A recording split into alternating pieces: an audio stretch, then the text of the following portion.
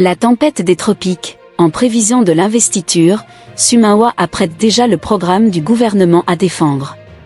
Revue de presse quinoise du mercredi 5 juin 2024. La presse quinoise dans sa quasi-totalité est restée, ce mercredi 5 juin, figée sur la première ministre Judith Sumawa qui prépare déjà la défense du programme de son gouvernement devant l'Assemblée nationale.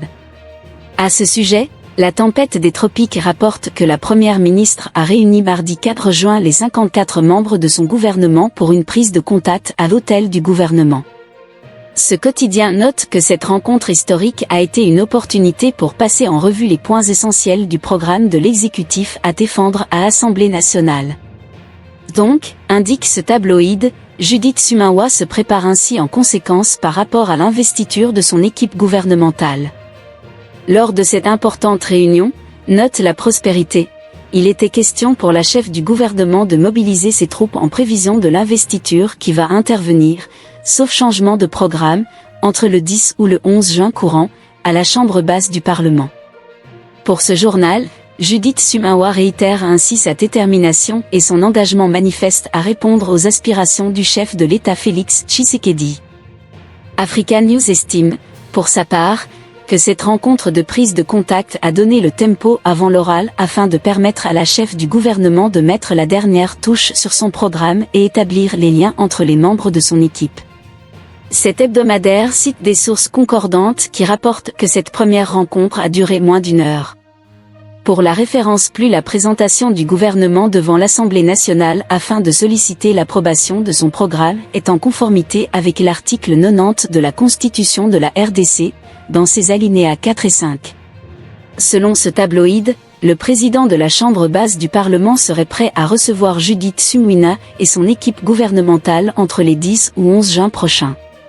C'est ce que soutient l'Info 27 qui signale que Vital Kamerhe déblaye déjà le terrain à l'Assemblée nationale pour l'investiture du gouvernement Sumawa.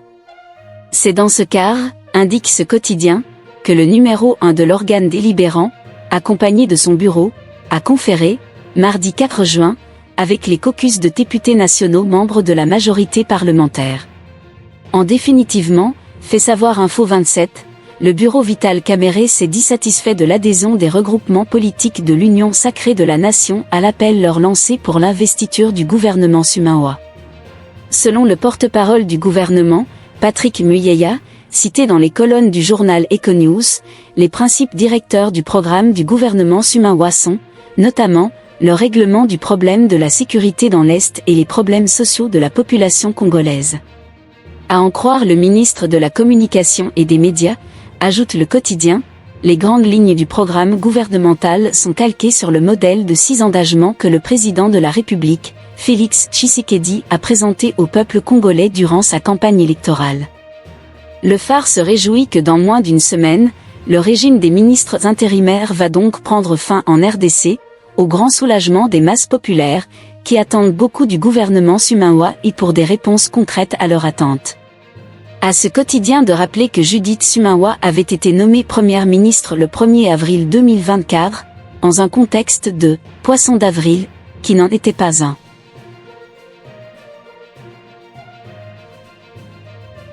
Près de 2000 enfants victimes des violences des ADF dans la région de Béni, ONG Badilika. Environ 2000 enfants sont victimes des massacres attribués aux rebelles ADF dans la région de Béni dans le Nord Kivu, selon l'ONG Badilika. Le coordonnateur de cette organisation de défense des droits humains, Patrick Kambal, a dressé ce bilan mardi 4 juin, dans un communiqué publié à l'occasion de la célébration de la Journée internationale des enfants victimes innocentes d'agression. Selon lui, nombreux autres enfants sont aussi victimes des bombes larguées par les rebelles du M23. Il cite en exemple le cas des enfants victimes des bombardements des sites des déplacés près de la ville de Goma. Le coordonnateur de l'ONG Badilika rappelle que les enfants demeurent les plus vulnérables face aux conséquences de la guerre dans le Nord Kivu, qui impactent la vie socio-économique des familles. Ces derniers subissent des crimes contre l'humanité, en étant recrutés dans des groupes armés et utilisés comme combattants de première ligne, ajoute-t-il. Le responsable de l'ONG Badilika encourage le gouvernement et ses collaborateurs à mener une sensibilisation afin de trouver des solutions efficaces face aux défis des enfants en proie au conflit dans la région. Il invite par ailleurs les autorités à appuyer des projets visant à améliorer la situation de l'enfant. La Journée internationale des enfants victimes innocentes d'agression est célébrée par l'Organisation des Nations Unies le 4 juin de chaque année depuis 1992 pour réfléchir aux violences que subissent des milliers de jeunes à travers le monde.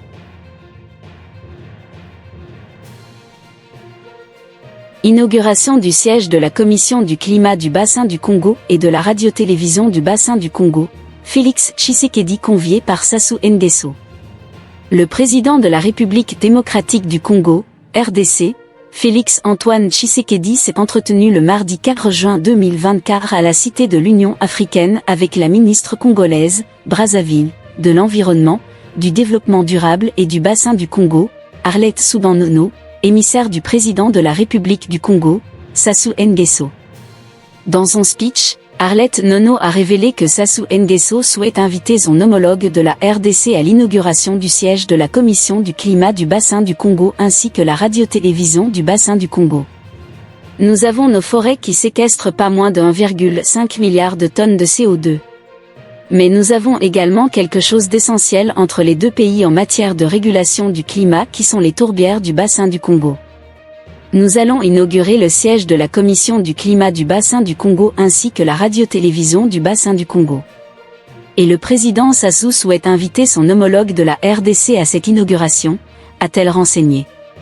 Pour sa part, Stéphanie Mbombo, ministre déléguée de la RDC, en charge de la nouvelle économie du climat a fait savoir que le chef de l'État congolais, Félix Tshisekedi est prêt à travailler avec ses homologues.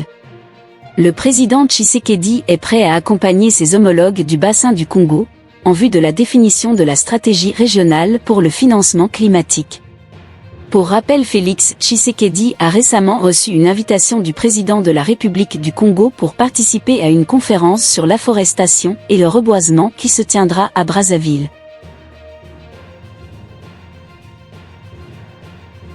Ituri, le gouverneur demande aux communautés de Djugu de suivre l'exemple d'Irumu où les populations se parlent pour résoudre leurs malentendus. Le lieutenant-général Luboya Nyashamadjoni, gouverneur militaire de la province de l'Ituri, demande aux communautés des autres territoires de l'Ituri, spécialement celles du territoire de Djugu, de suivre l'exemple du territoire d'Irumu pour arrêter les violences et faire la paix. L'autorité provinciale a lancé ce message à Kombokabo, village situé à environ 30 km au sud de Bunia, chef-lieu de province, ceci lors de l'inauguration de 2 bâtiments scolaires modernes construits sur financement du gouvernement allemand, le lundi 3 juin 2024. Selon le chef de l'administration militaire de l'Ituri, le territoire d'Irumu est un modèle en matière de la résolution des malentendus entre populations. C'est l'occasion pour moi de demander aux autres territoires, spécialement au territoire de Djugu, là où on continue la violence. Je vous demande aujourd'hui, prenez l'exemple du territoire d'Irumu, où les populations se parlent. Cela ne veut pas dire qu'il n'y a pas de malentendus. Si, dans toutes les sociétés, il y a des malentendus, mais faudrait-il s'entretuer parce qu'il y a des malentendus? Je ne pense pas, a-t-il lancé dans son mot de Corconstance. Après une période d'insécurité due à l'activisme des groupes armés dont les membres sont en majorité issus de certaines communautés, le territoire d'Irumu connaît depuis plusieurs mois une accalmie, sauf dans sa partie sud où des terroristes ADF continuent à semer terreur et désolation. Des dialogues qui se sont tenus entre différentes communautés ont permis à une bonne partie dudit territoire de recouvrer la paix. Par ailleurs, il sied de noter que les 2 bâtiments scolaires, appartenant à l'école primaire Kombokabo et un là dans le groupement Makabo en chefferie des Basili, construits par le Fonds pour la consolidation de la paix, comprennent chacun notamment 6 salles de classe et 2 bureaux administratifs.